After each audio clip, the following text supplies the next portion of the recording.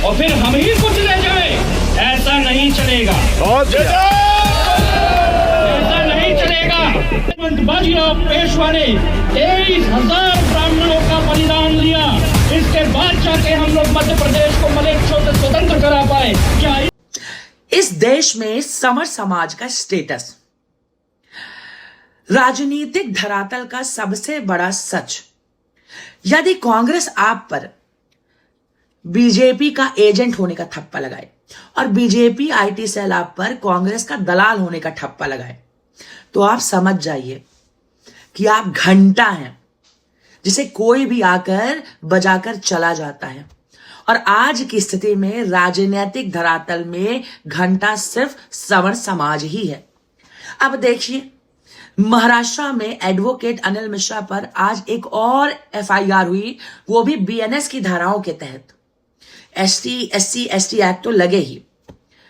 भूलिए मत, महाराष्ट्र में बीजेपी की सरकार है, नागपुर में संघ का मुख्यालय है, लेकिन अनिल मिश्रा को फिर भी लोग जुतियाना चाह रहे हैं। क्यों?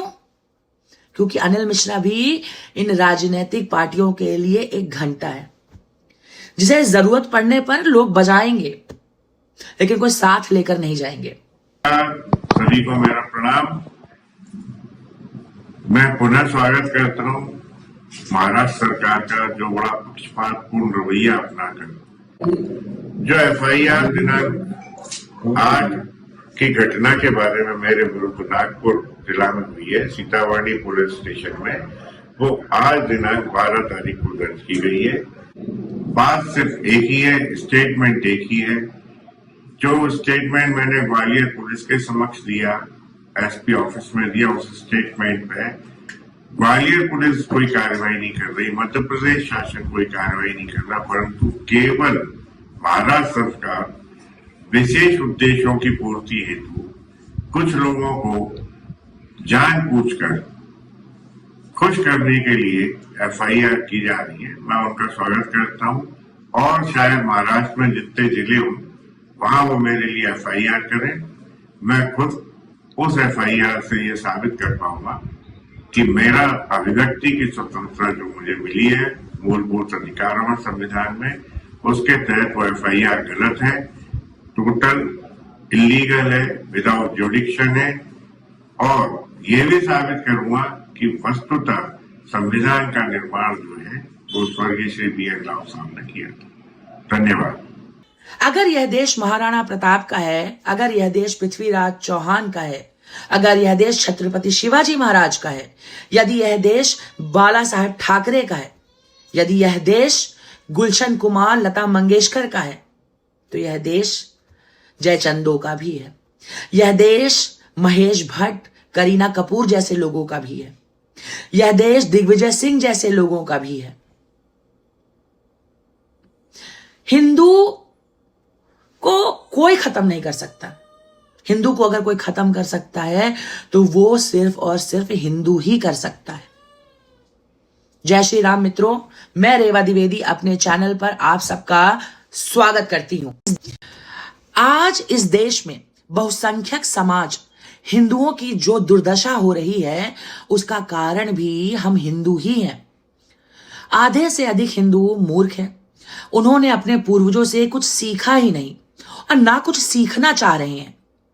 और दूसरे हैं सेकुलरिज्म का चोला ओढ़कर अपने स्वार्थ अनुसार, लाभ और हानि अनुसार धर्म को धंधा बनाकर रखा है। इस तस्वीर को गौर से देखिए। इस लड़की को पहचानते हैं? इसके बाप को मुल्लों ने 16 गोली मारी थी और ये मियां भाइयों के दरबार में ठुमके लगाती है। गुलशन कुमार की बेटी है ये। गुलशन कुमार की हत्या कब हुई, कैसे हुई, क्यों हुई, ये पूरा देश जानता है। उस घटना ने पूरे देश को झकझोर कर रख दिया था। गुलशन कुमार की हत्या हुए बिना बॉलीवुड का इस्लामीकरण हो पाना संभव ही नहीं था और आज उनके बच्चे मस्जिद मजार में माथा टेक रहे हैं। गुलशन कुमार जी जहां कहीं भी होंगे, उनको कितना दुख हो रहा होगा कि आखिर मैंने क्या परवरिश दी है अपने बच्चों को।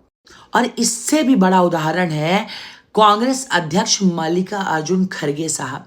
जिनकी आंख के सामने उनकी मां, उनकी बहन को हैदराबाद के निजाम की आतंकी सेना ने जिंदा जला दिया था। आज मल्लिकार्जुन खड़गे साहब वोट, सत्ता की चाह में उन्हीं मुल्लों, उन्हीं मौलवियों, उन्हीं मियाँ भाइयों की चरण वंदना करते हैं।